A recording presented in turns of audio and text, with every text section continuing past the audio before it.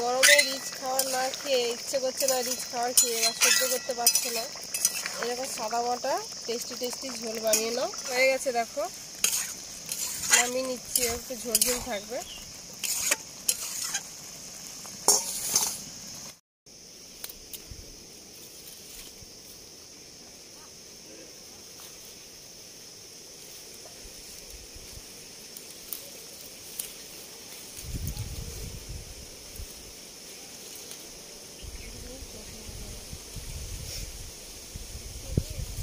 নমস্কার বন্ধুরা, tuna kitchen with ব্লগে সবাইকে জানাই অনেক অনেক স্বাগত, অনেক অনেক ভালোবাসা। আজকে যে বাগানে চলে এলাম, বাগান থেকে পুঁই শাক নিয়ে রান্নাঘরে দুটো রেসিপি শেয়ার করব। তো প্রথম থেকে লাস্ট অবধি ভিডিওটা দেখতে থাকো, আশা করি খুব ভালো লাগবে। এই গরমে দুটো একবারে হালকা পাতলা রেসিপি শেয়ার করব। তো চলো রান্নাঘরে যাওয়া যাক। একদম কচি পুঁই শাক নিয়ে নিলাম। তো পুঁই শাক নিয়ে রান্নাঘরে চলে এসেছি, আর এখানে চিংড়ি মাছ নিয়েছি। চিংড়ি মাছ দিয়ে পটল দিয়ে হালকা পাতলা একটা সুন্দর টেস্টি রেসিপি করব। আর এই যে এখানে দেশি পটল নিয়ে নিয়েছি, আর এই যে মিষ্টি কুমড়োটা কালারটা দেখো, আমার শাড়ির সঙ্গে মিশে গেছে। এই মিষ্টি কুমড়ো দিয়ে পুঁই শাক দিয়ে চিংড়ি মাছের আরেকটা রেসিপি করব। তো প্রথমে চিংড়ি মাছগুলো কেটে নেব।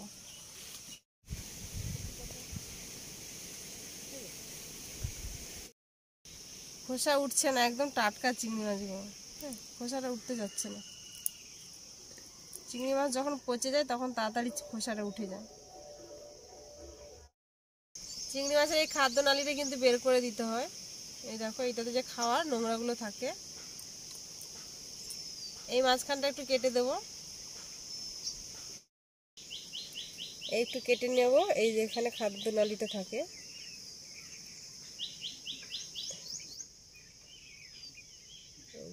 এটার মধ্যে সব নোংরাগুলো থাকে।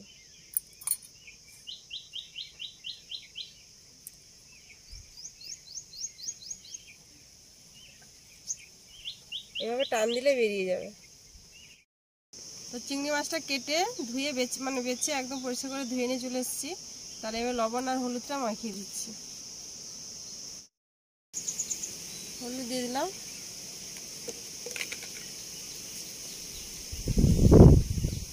লবণ দিয়ে দিলাম, আর মেখে নেব। উনুনটা জ্বালিয়ে দিয়েছি, এখানে খুব ঝড়ের মতো বাতাস বইছে। কড়াইটা আবার বসিয়ে দিচ্ছি।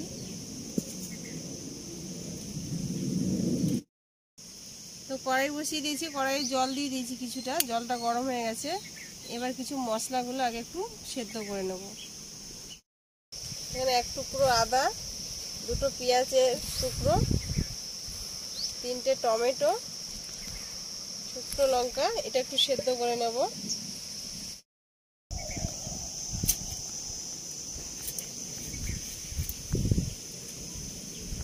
সবজিটা আবার কেটে নিচ্ছি।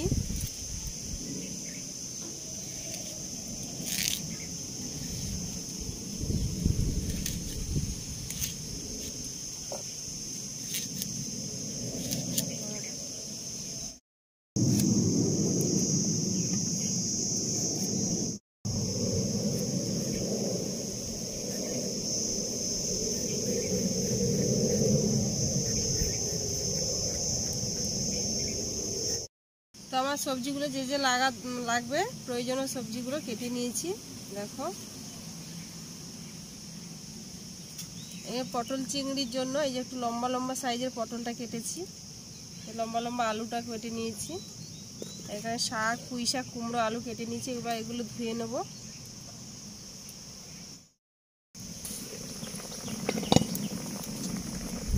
তো টমেটোটা সেদ্ধ হয়ে গেছে, দেখো তুলে নিচ্ছি। কড়াইয়ের মধ্যে সরষের তেল দিয়ে দিচ্ছি আলু পটলটা।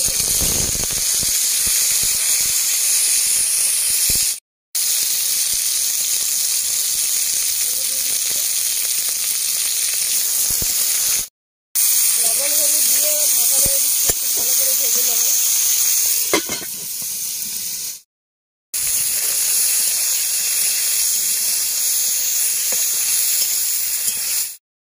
টমেটো সেদ্ধ করে টমেটোর খোসাগুলো ছাড়িয়ে নেব।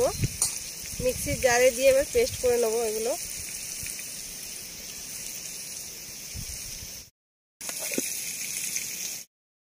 আলু পটলগুলো তুলে নিচ্ছি। এবার চিংড়ি মাছটা ভেজে নিচ্ছি।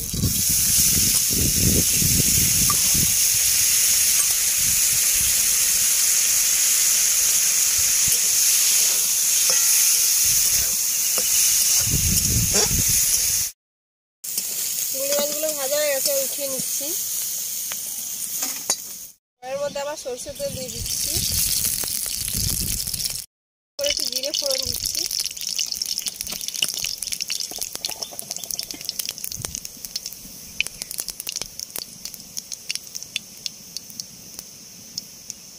এবার সেদ্ধ করে রাখা মশলাগুলো যে গ্রেট করে নিচ্ছি বা দিয়ে দিচ্ছি।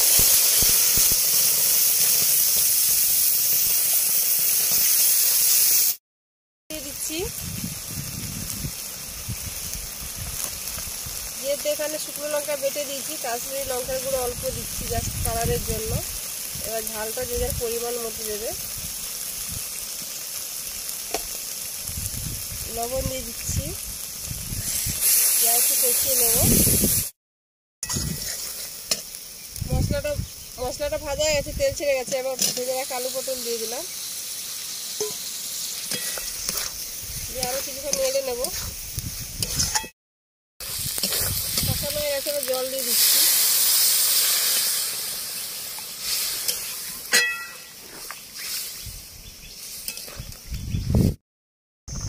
এবার ভেজে রাখা চিংড়ি মাছগুলো দিয়ে দিচ্ছি।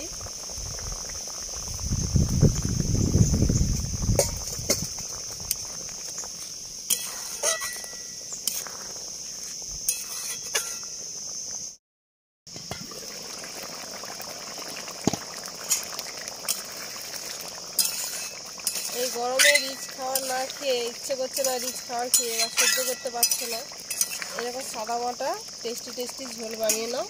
খেতে কিন্তু খুবই সুস্বাদু, খুবই টেস্ট কিন্তু এই ঝোলটা। দেখো একদম তেল মশলা অল্পতেই রান্না।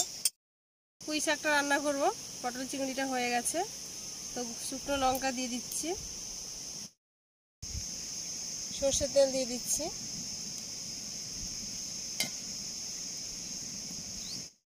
শুকনো লঙ্কার ফোড়ন দিয়ে দিলাম।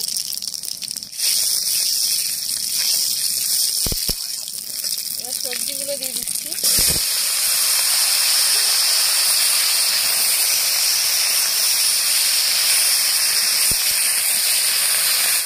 পরিমাণ মতো লবণ দিয়ে দিচ্ছি,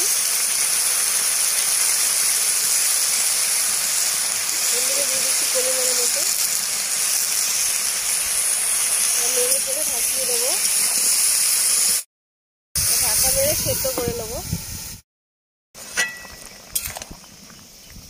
নেড়ে চেড়ে সামান্য জল দিয়ে দিয়েছি, এর উপর দিয়ে কিছু চিংড়ি মাছ দিয়ে দিলাম।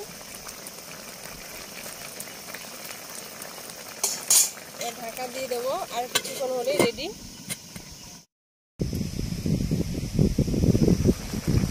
এবার উপর থেকে সামান্য একটু মিষ্টি দিয়ে দিচ্ছি।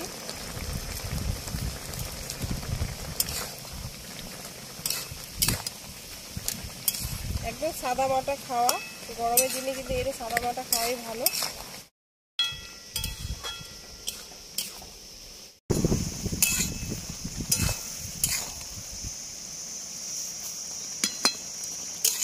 কুমড়ো তরকারিটা হয়ে গেছে, দেখো নামিয়ে নিচ্ছি। একটু ঝোল ঝোল থাকবে।